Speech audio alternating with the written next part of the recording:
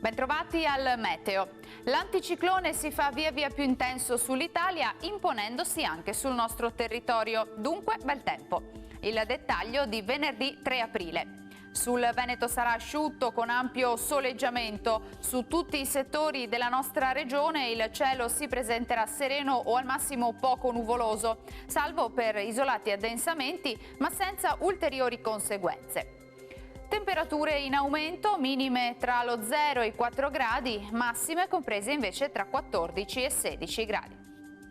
Ci spostiamo ora sul Friuli Venezia Giulia, anche qui tanto sole ovunque, non sono attese precipitazioni, sarà possibile solamente qualche nube in più sui settori montuosi. Temperature minime tra 1 e 5 gradi, valori massimi oscillanti invece tra i 13 e i 16. Uno sguardo infine al Trentino Alto Adige, bel tempo solo con qualche addensamento in più sui settori settentrionali della regione. Temperature minime tra 2 e 3 gradi, massime invece intorno, vedete, ai 17 gradi. Dal meteo per ora è tutto, vi auguro un buon proseguimento con Antenna 3. Arrivederci.